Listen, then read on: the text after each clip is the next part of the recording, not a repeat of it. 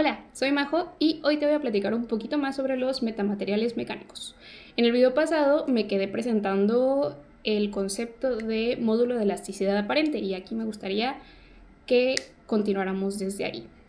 Entonces, este módulo de elasticidad aparente, dentro de él, por así decirlo, ya vienen lo que es el material del que está hecho mi estructura, cuánto material estoy utilizando para hacerla y también qué forma tiene, es decir, como qué topología utilicé. Entonces todo eso puedo englobarlo dentro de este numerito de mi módulo de elasticidad aparente. Entonces, ¿qué pasa si yo quiero pues comparar ahora sí que dos diferentes estructuras? Chance no se alcanza a ver, les pongo ahí fotitos de cómo lucen. Pero ¿qué pasa si yo las quiero comparar y sería como justo utilizar nada más el módulo aparente de cada una? Y en este caso, pues la respuesta es que no. Porque de entrada, aparte de que son geometrías distintas, el material es distinto y pues influye, ¿no? en mi valor del módulo de elasticidad aparente. Entonces, algo que puedo hacer para hacer una comparación un poco más justa es normalizar. Y al normalizar me refiero con que el módulo de elasticidad aparente de cada uno lo voy a dividir entre el módulo de elasticidad del material del que están hechos. Entonces de ahí puedo partir a hacer una comparación pues más justa entre estos dos e identificar pues cuál es el que me sirve. Entonces esto nada más es como un poquito partir de como tal cual evidenciar la diferencia entre que le pongamos la palabra aparente o no, pero de ahí me gustaría también descomponer un poco el concepto de esta propiedad aparente. Y para eso tengo por aquí esta expresión que me parece que fue con la que las dejé la vez pasada, nada más que esta de el módulo de elasticidad del material lo tenía acá, pero pues acá lo pasé dividiendo.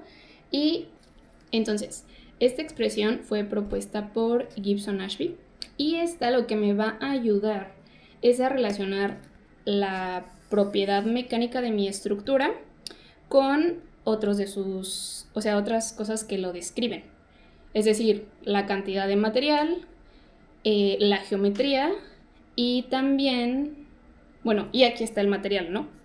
También es el material que está hecho, nada más que aquí lo pasé dividiendo y ya no lo tengo de este lado, pero entonces ahorita nada más nos vamos a quedar con la cantidad de material y también la geometría. Entonces, de esta expresión, que también en inglés se le llama scaling laws, la verdad la traducción no la conozco, puede ser ley de escala o ley de escalamiento, podemos llamarlo así. Aquí lo que vamos a tener es nuestra densidad relativa, que esa ya la debemos de tener por ahí un poquito más fresca, que era que esta va a cambiar dependiendo de nuestros parámetros de diseño. Entonces también podemos describirla como cuánto material estoy ocupando en todo mi volumen, ¿no? Pero esa ya la habíamos revisado por allí. Y si no, pues ahí está el videito de densidad relativa por si quieres saber más. Pero vamos a continuar desmenuzando esto de por acá. Y ahora, la C, en esta no voy a profundizar tanto, pero esta nos va a hablar de la geometría de nuestra estructura. Y la N, que en esa sí voy a profundizar aquí, nos va a hablar sobre nuestro mecanismo de deformación. Ahora, es importante recordar que aquí, como estoy hablando de módulo de elasticidad, es algo que está sucediendo en mi zona elástica. Es decir, ¿recuerdan la gráfica gigante en la que ponía yo cómo era que cambiaban las diferentes etapas del metamaterial? Bueno, aquí nada más estoy hablando de esta que es al inicio, que por lo general es una relación lineal aquí. Entonces aquí solo en esta parte solo vamos a hablar de la parte lineal y lo sé pues un poquito aburrida tal vez, pero nos puede dar información importante, que es nada más esta línea que va a tener una pendiente. Entonces, tras haber aclarado esto, me voy a regresar a mi ley de escalamiento, vamos a llamarlo. Y ahora vamos a profundizar en este de por acá. que tiene que ver con nuestro mecanismo de deformación. Y para esto voy a voltear esta cartulina, pero no se preocupen, por aquí les voy a dejar una imagen de esta expresión, porque vamos a relacionar lo que es este lado, que es mi módulo de elasticidad aparente sobre mi módulo de elasticidad, y lo vamos a graficar en función de nuestra densidad relativa. Entonces, lo cambiamos y aquí podemos observar, o sea, en este caso son dos respuestas distintas, pero aquí se me hace interesante, y ahorita va a ser un poco teórico tal vez, pero ahorita lo vamos a ver un poquito más práctico, que cuando n sea igual a 1, voy a observar algo así. ¿Por qué? Pues porque va a ser va a haber una constante nada más modificando lo que es mi ecuación. Entonces, tal vez no justo con esta misma pendiente, pero va a ser una relación lineal. De lo que sería mi densidad relativa con esta fracción de por acá. Pero cuando n es 2, voy a ver algo así como una respuesta cuadrática, ¿no? De lo que sería una ecuación cuadrática. Entonces aquí nada más es de que confíen en mí y me crean, pero ahorita se los voy a demostrar. Pero cuando n es igual a 1 o muy cercano a 1, el mecanismo de deformación que está teniendo mi estructura es que está siendo dominado por tensión. Y cuando n es 2 o cercano a 2, es que mi mecanismo de deformación está siendo dominado por flexión.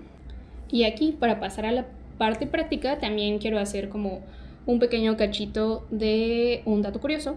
Por ahí de los 1800 empezó a haber como más construcción de estructuras, y entonces estaba buscando saber si mi estructura iba a ser estable o no, y aquí es donde Maxwell, que es quien le da el nombre al criterio, que es el criterio de Maxwell, va a decirnos qué podemos observar para determinar si mi estructura va a ser estable o no lo va a hacer.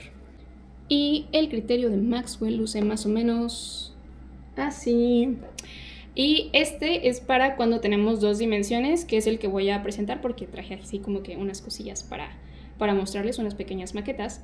Pero M, que va a ser como, ahora sí que el resultado que voy a evaluar, va a ser igual a B, que la B van a ser cuántos palitos tengo dentro de mi estructura, o en este caso como de la estructura que voy a analizar, menos 2J, J siendo los nodos de cómo se conectan, los nodos en donde se conectan los palitos, más 3. Entonces este fue el criterio que estableció. Y lo que dijo fue, si mi M me da 0, entonces estoy lidiando con una estructura que va a estar dominada por tensión y va a ser estable. Si M me da menor a 0, estoy lidiando con una estructura que su mecanismo de deformación va a ser a flexión y va a ser inestable. Entonces, las estructuras que son dominadas por tensión van a van a ser más rígidas, y las estructuras que están dominadas por flexión van a ceder. Y aquí te traje unos ejemplos para mostrarte cómo. Entonces igual voy a dejar una imagen por ahí en el que se quede el criterio de Maxwell para que lo podamos hacer de manera práctica. Entonces vamos a partir de esta maquetita que tenemos por acá, en la que tenemos 4 nodos y 4 palitos que se juntan utilizando estos nodos. Entonces, nuestro valor de B, que son los palitos, va a ser 4. Y de J igual va a ser 4. Entonces, si hacemos 4 menos 2 por 4, que son 8, entonces ahí llevamos menos 4. Y si le agregamos 3, va a ser menos 1. Entonces quedamos que cuando M es menor a 0, vamos a tener un mecanismo de deformación dominado por flexión. Entonces vamos a observar un poco. El criterio plantea que se va a hacer algo como esto. Entonces vamos a aplicar como que una carga como en esta dirección, o sea, como apuntando hacia acá, y vamos a hacer esto. Entonces lo que podemos observar es que estos elementos de por acá se flexionan. Es decir, si yo le hiciera como un zoom a estos, voy a observar que van a experimentar algo como esto, ¿no? O sea, como una flexión. Y pues también como que le genera inestabilidad a mi estructura. Ahora vamos con la siguiente maquetita. Para esta intenté fijarla lo más que pude para que no hubiera deformación fuera del plano, pero creo que no fue suficiente. Pero bueno, creo que voy a poder aún así mostrárselos. Entonces aquí, a diferencia de esta otra, lo que agregué fue un elemento de aquí a acá. Entonces ahora nuestro valor de B va a ser 5. Entonces, si a 5 tengo el mismo número de nodos, entonces menos 8 me va a dar menos 3. Y si a eso le agrego 3, va a ser 0. Entonces esto me quiere decir que este mecanismo va a estar dominado, bueno, el mecanismo de deformación va a ser dominado por tensión. Entonces, vamos a ver cómo sucede esto. Entonces yo voy a sostener de aquí y voy a aplicar la carga hacia acá. Y pueden observar que pues casi no se flexionan. O sea, sí está saliendo un poquito. O sea, cuando yo hago esto sí sale un poquito del plano. Pero idealmente si no saliera del plano porque fuera lo suficientemente grueso hacia acá, podemos observar que pues de hecho casi no observamos movimiento, ¿no? Y por lo que no lo observamos es porque este palito que está aquí está a tensión. Es decir, por esta carga que yo estoy poniendo de manera vertical, este se está tensionando porque lo que busca es bajar. Entonces este se está tensionando, este está teniendo como algo así. Y yo puse las flechitas porque el foamy no, pues sí, o sea, como que casi no se nota cuando se expande. Pero bueno, o sea, es lo que está experimentando este palito que tengo por acá al momento que yo hago esta carga, ¿no? Entonces, así es como se tensiona. Y esa sería, por así decirlo, una diferencia con dos casos muy sencillos de cuál es la diferencia de cuando el mecanismo de deformación es dominado por tensión o por flexión. Ahora, ya teniendo esto en mente, me gustaría volver a la gráfica que les mostré al inicio, que nada más era de que me creyeran o no. Pero así es como luce la que es una línea recta cuando está dominado por tensión, y cuando está dominado por flexión luce más como una curva, como una cuadrática. Y aquí se me hace interesante que mi densidad relativa pues va a, o sea, el decremento de mi densidad relativa va a afectar más cuando el mecanismo es dominado por flexión. Es decir, que si yo evalúo como a la misma densidad relativa y luego evalúo a otra densidad relativa ambos casos, va a haber una caída mayor de lo que es mi propiedad mecánica, en este caso el módulo de elasticidad, cuando estoy lidiando con una estructura que su mecanismo de deformación es por flexión. Y ahora, para que no les digan y que no les cuenten, primero les voy a poner un caso aquí de un artículo que está publicado que de la BCC, que es como esta de por acá, la ley de escalamiento que se reportó fue esta, que les dejo por aquí. Y entonces aquí podemos observar cómo nuestra n se acerca mucho al 2. Entonces eso nos está diciendo que el mecanismo de deformación es a través de flexión.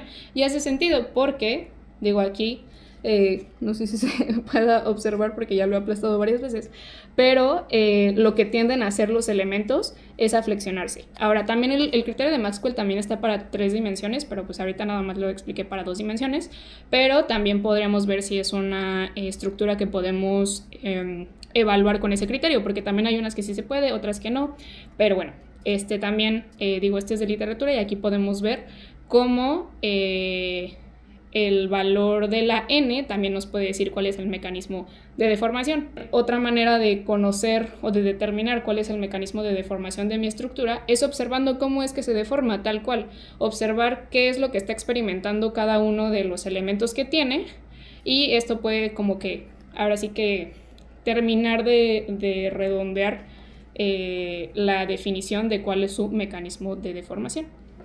Y también, para que no le digan y que no le cuenten, les voy a mostrar, este lo hice en simulación, no lo hice de manera experimental, pero pues es un panel, bueno, un honeycomb de la topología del cuadrado, y entonces yo lo que hice fue variar cuál era su densidad relativa al hacer más delgaditas las paredes, y lo que obtuve fue esto de por acá. Aquí les voy a dejar la gráfica, y la expresión que obtuve fue esta de acá, y podemos observar cómo una vez más, cuando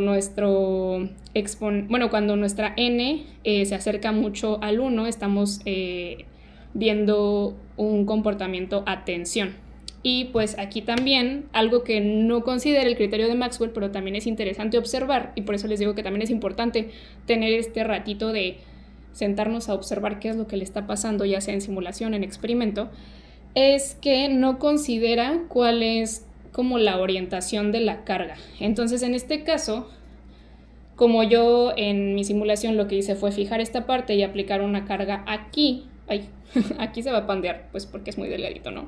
Pero yo estoy aplicando una carga aquí. Entonces aquí estos elementos van a estar a tensión. Es como si yo hiciera esto, puedo observar cómo se empieza a tensar, y de hecho se pandea, o sea, como que ya finalmente termina por pandearse. Eso ya no sucede en la parte elástica, pero en la parte elástica sí empieza a haber esto, que es que se empiezan a tensar a consecuencia de que está siendo cargado de esta manera. Y bueno, empecé hablando sobre el módulo de elasticidad aparente, pero también está interesante cómo dentro de este y de su definición podemos también conocer más detallitos sobre nuestras estructuras, y terminamos hablando de lo que es el mecanismo de deformación. Pero bueno, yo los dejo y nos vemos en el siguiente video. Bye.